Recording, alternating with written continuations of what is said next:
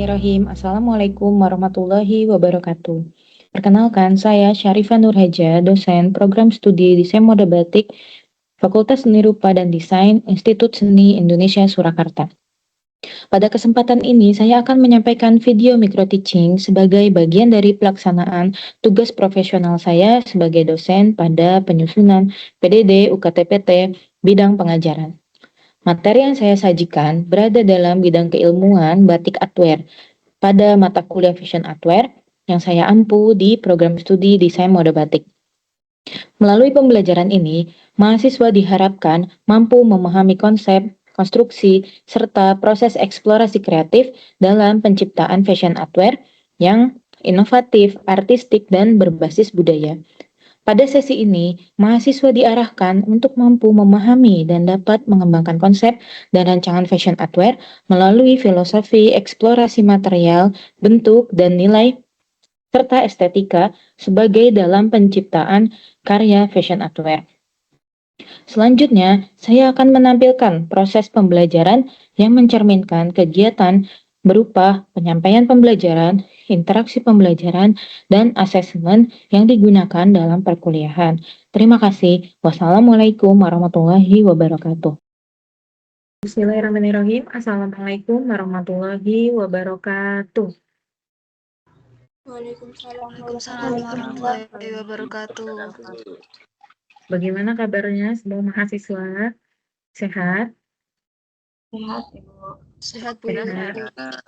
Ya, sehat Alhamdulillah, semuanya. Alhamdulillah, kita dapat bertemu dan berkumpul kembali pada mata kuliah Fashion Artware di semester 5. Oke. Sebelum saya lanjut kepada sesi berikutnya, saya akan coba untuk absen ya, satu persatu.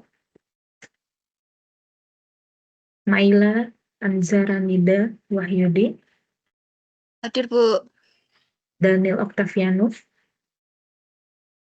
Hadir, Bu. Indri Dwi Hastuti,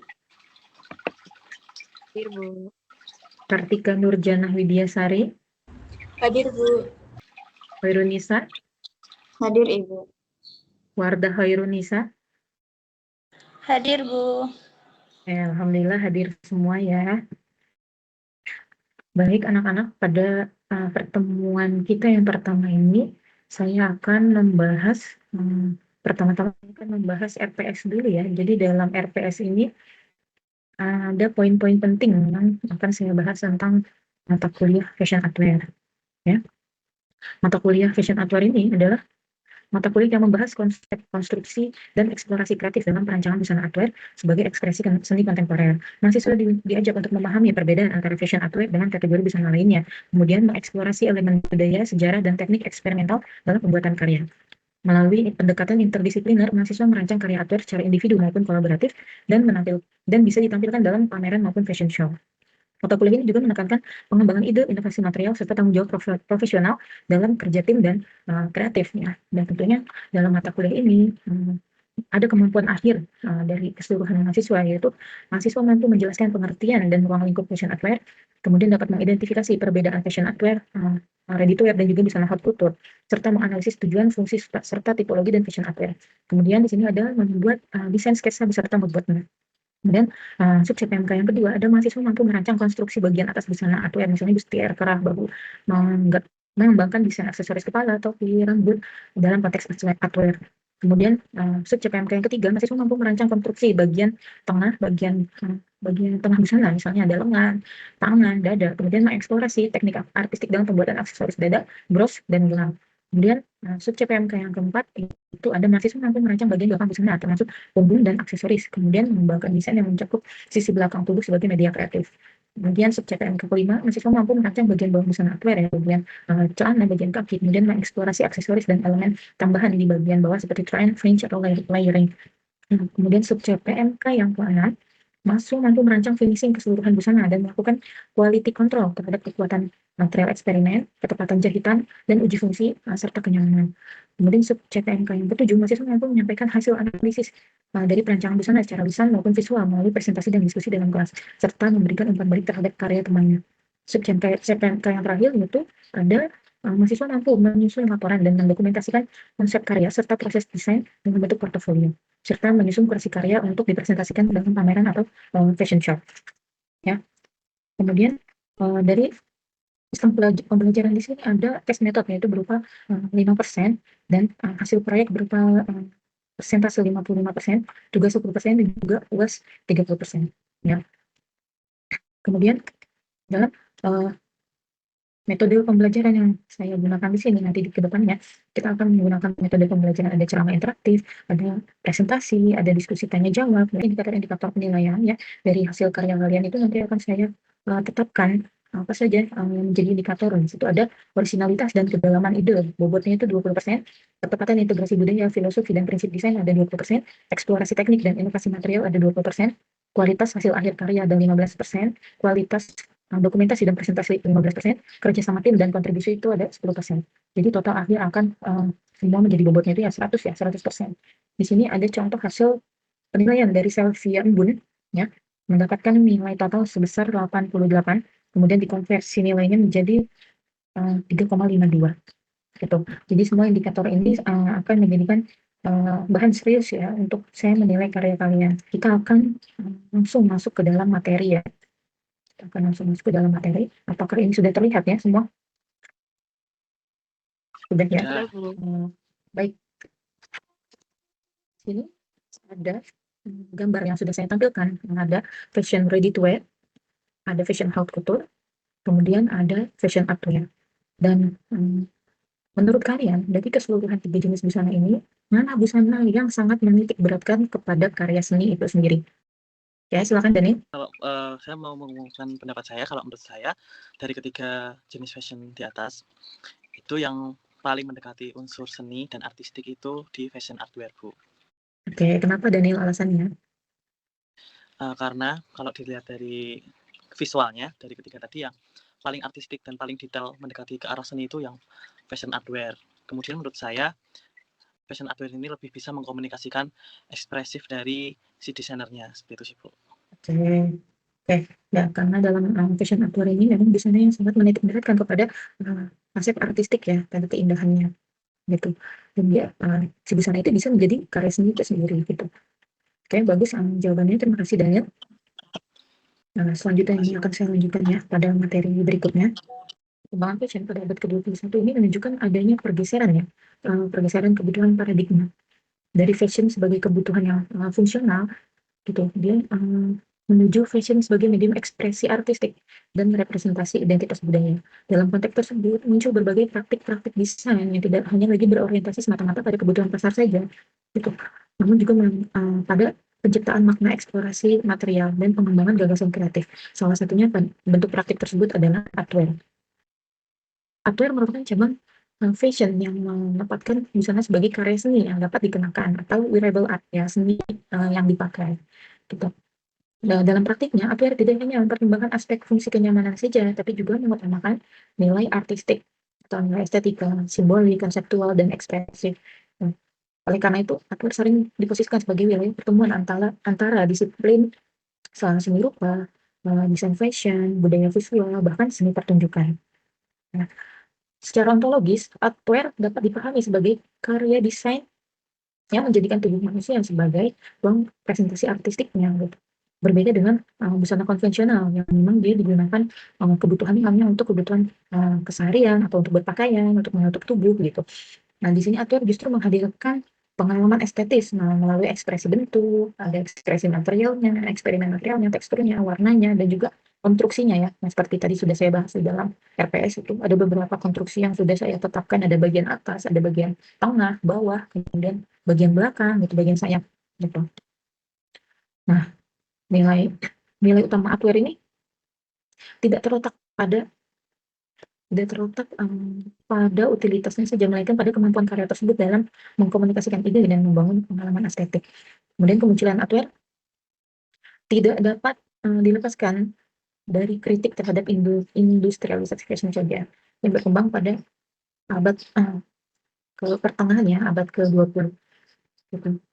Nah, di sana ada produksi massal yang menyebabkan homogenisasi bentuk busana sebagai respon terhadap kondisi tersebut.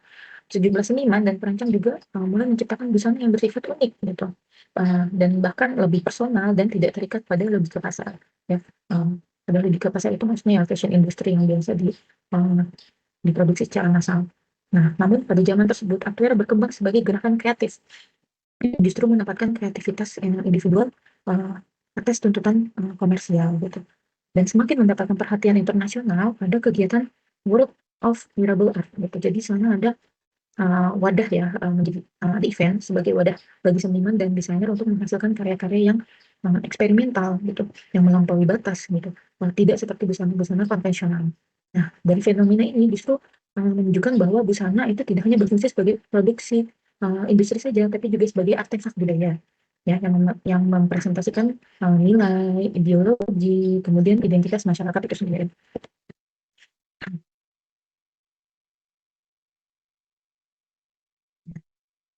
Karakteristik Upwear adalah keberadaan yang menjadi fondasi penciptaan karya.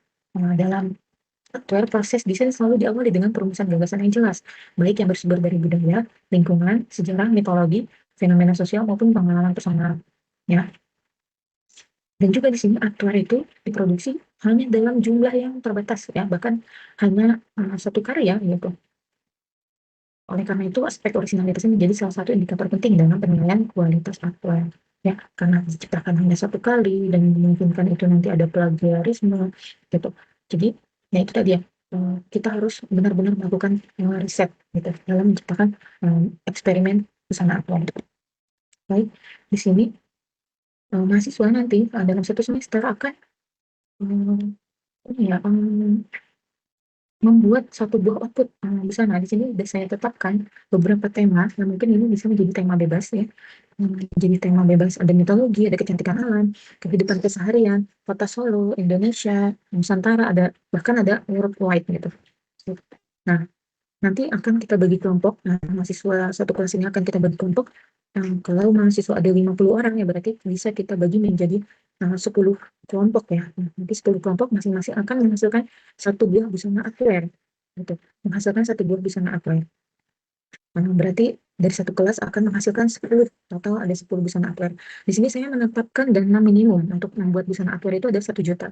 Artinya kalian bisa lebih dari nominal tersebut ya, bisa 1,5, 2 juta, atau 3 juta, atau selebihnya.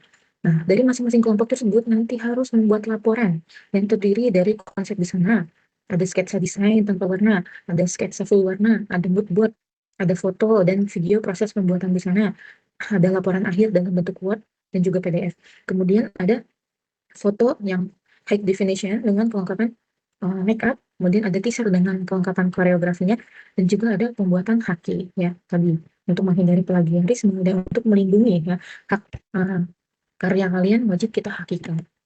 Begitu ya. Nah, oke, sampai di sini apakah ada pertanyaan dari materi yang sudah saya sampaikan? Silakan jika ada yang ingin bertanya. Silakan bisa. Mohon izin bertanya, Bu. Berarti kita harus bikin mood board juga ya, Bu? Iya, benar. Ya, kalian harus membuat mood board. Ya, karena dari mood board itu kalian bisa mendapatkan referensi-referensi visual maupun referensi bentuk. Gitu. Jadi kebutuhan mood board dalam penciptaan busana ini sangat penting. Begitu ya, Nisa? Jadi itu nanti juga akan mempengaruhi proses eksperimen dan sketsa revisi gitu ya, Bu? Iya, benar. Dari mood board itu nanti kan kalian sudah mulai bisa memperkirakan eksperimen material apa yang akan kalian gunakan, kemudian eksperimen ide-ide maupun pencampurannya interdisipliner itu sudah kalian tetapkan. Kemudian hal-hal tersebut akan mempengaruhi bagaimana nanti mood board yang dibuat dan juga sketsa. Dari sketsa itu nanti akan ada penyempurnaan ya. Jadi tidak hanya satu kali membuat sketsa saja, namun hingga akhir pun nanti kalian akan ada revisi-revisi sketsa. Begitu ya, Nisa? Ya, baik. Terima kasih, Bu. Ya. Oke, selanjutnya, Wardah. Izin bertanya, Bu. Jadi kan biasanya orang-orang itu mengambil referensi dari media sosial atau Pinterest gitu ya. Nah, itu tuh apakah menjadikan karyanya jadi tidak original? Oke, bagus. Pertanyaan dari Wardah ya. Untuk mencari referensi itu sebenarnya sangat banyak sekali ya sumbernya ya. Kalian bisa tidak hanya mencari di Pinterest saja dan mencari dari media sosial saja, tapi bisa mencari dari kehidupan ide-ide keseharian. Bisa jadi kalian renungkan gagasan-gagasan tersebut, kalian campurkan, kalian melakukan riset lebih dalam. Gitu. Jadi menjadikan karya kalian itu lebih orisinal dan baru. Jadi tidak sama persis dengan meniru dengan gambar yang sudah kalian ambil. Begitu ya, Wardah. Baik, Ibu. Terima kasih. Oke. Selanjutnya, apakah masih ada penanya? Oke, Kartika Nurdiana, silakan. Izin bertanya Bu, itu kan tadi kan sempat ada karya yang menurut saya itu terlihat agak aneh ya Ibu. Nah itu tuh apakah masih bisa disebut karyanya itu berhasil ya Bu? Oke, bagus ya pertanyaan dari Kartika. Memang hardware itu ya bisa dikatakan agak nyeleneh ya gitu. Tapi justru dia menjadikan karakter kuat terhadap karya itu sendiri. Karena kalau kita melakukan penilaian terhadap karya seseorang, kita tidak bisa sekedar hanya mencap dia menarik, mengganggu, atau aneh itu tadi. Nah, justru kita bisa melihat dari uh, ada unsur komunikasinya di situ.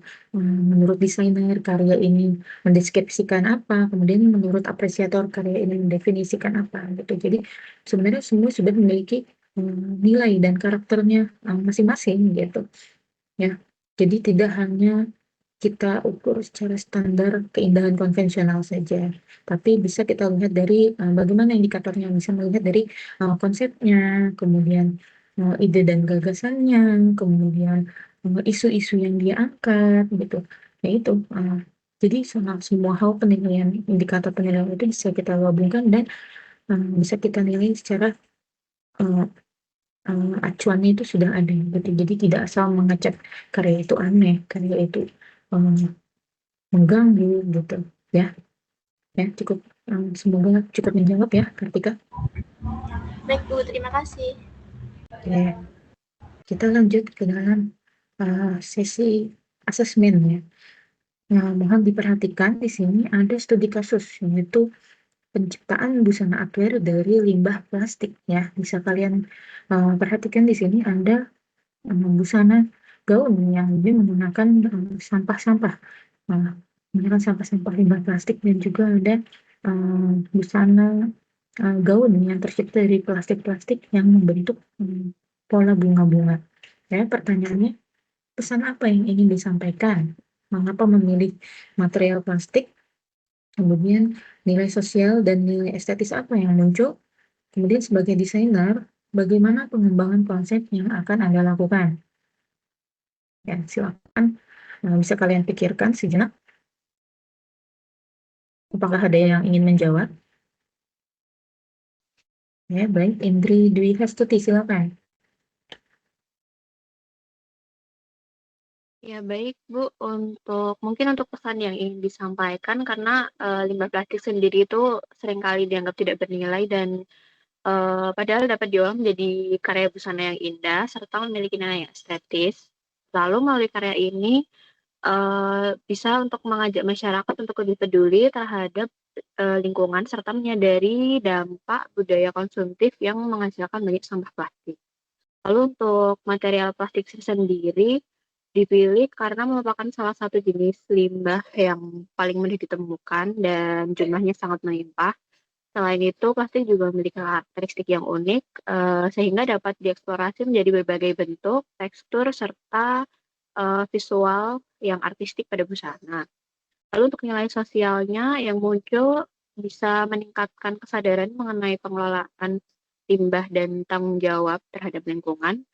Sementara itu untuk nilai estetis terlihat dari bentuk dan tekstur serta efek visual yang unik dan inovatif yang dihasilkan dari pengolahan material plastik. Lalu yang terakhir pengembangan konsep yang akan dilakukan melalui eksplorasi berbagai teknik pengolahan limbah plastik serta pengombinasiannya dengan material lain. Lalu tujuannya untuk menciptakan busana yang tidak hanya menarik secara visual, tapi juga memiliki pesan lingkungan yang kuat gitu. Ya, baik. Terima kasih Indri Dwi Astuti atas jawabannya. Tadi sudah disampaikan secara lengkap dan memang benar bahwa seringkali kita menganggap limbah plastik ini sebagai sampah yang tidak berguna, ya. Namun sebenarnya pada fashion outwear itu sendiri kita dapat menggunakan material-material bebas, material apapun bisa kita gunakan, termasuk salah satunya limbah plastik itu. Dan justru dia akan menjadikan karya busana outwear menjadi busana yang bernilai tinggi dan memiliki harga yang tinggi juga, gitu. Ya, dan juga itu bisa dari menjadikan hak karya seni yang bernilai estetis, ya, bisa dipandang baik oleh masyarakat. Ya, terima kasih Indri atas jawabannya. Oke, selanjutnya asesmen yang kedua. Di sini silakan Anda mencari contoh satu busana outwear, kemudian deskripsikan secara singkat, ya, tentunya tentang busana limbah plastik.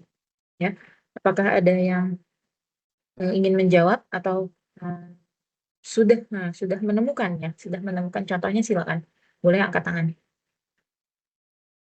Oke, Naila, Nida, sudah menemukan jawabannya, segera dikirimkan gambarnya ke saya Iya. agar saya tampilkan. Oh iya. Oh iya, baik, Bu. Sudah saya kirimin, Bu. Oke, baik. Saya ambil dulu gambar dari Nida. Saya cek sebentar. Oke, silakan Nida, bisa jelaskan, deskripsikan secara singkat. Oke, jadi di sini saya nemu gaun busana outwear yang dimana busana outwear ini mengusung konsep sustainability, di mana sustainability itu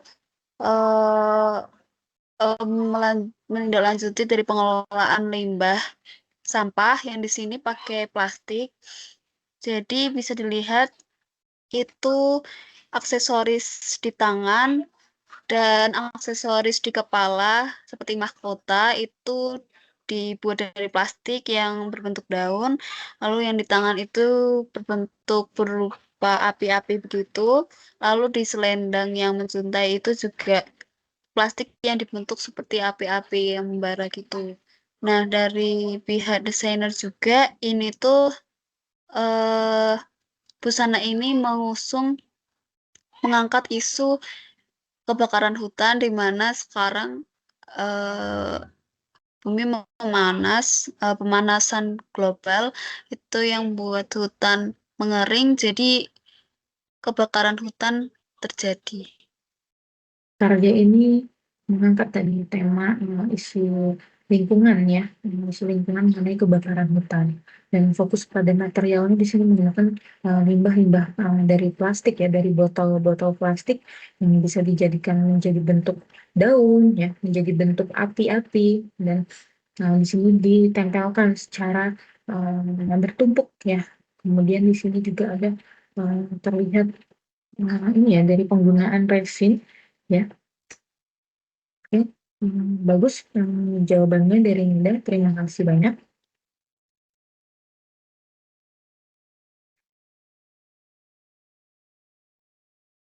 Oke, kita sampai pada kesimpulan, ya. Sebelum saya menutup, apakah dari kalian ada yang ingin memberikan kesimpulan? Oke, silakan Nida. Saya mau memberi kesimpulan, jadi kalau dari menurut saya yang saya tangkap dari fashion outwear ini, fashion outwear itu adalah seni yang dipakai, yaitu busana yang menitik beratkan keindahan atau estetika itu sendiri. Oke, ya, terima kasih Nida atas kesimpulannya, ya. Jadi dari fashion outwear ini merupakan praktik desain yang berada pada persimpangan antara seni, budaya, dan juga fashion kontemporer.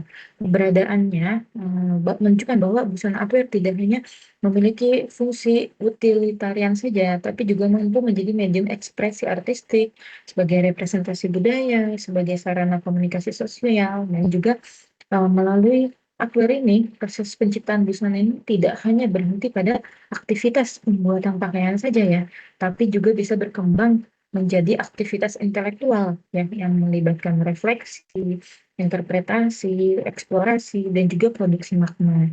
Oleh karena itu, pembelajaran fashion outwear ini khususnya pada perguruan tinggi ini diarahkan untuk membentuk desainer yang tidak hanya terampil secara teknis saja, tapi juga memiliki kepekaan estetis, kesadaran budaya, dan juga tanggung jawab sosial dalam praktik desainnya.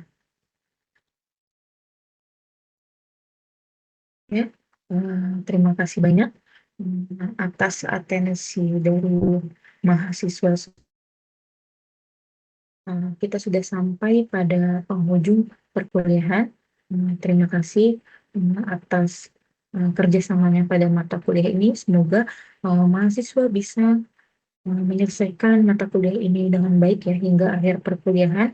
Dan saya harap juga mahasiswa dapat menghasilkan satu buah output busana fashion outwear dengan sangat baik ya, dengan mengandung unsur-unsur tadi ya, unsur-unsur kebudayaan, nilai estetis, nilai sosial, dan representasi budaya tersebut bisa dan dinikmati dan diapresiasi oleh masyarakat luas.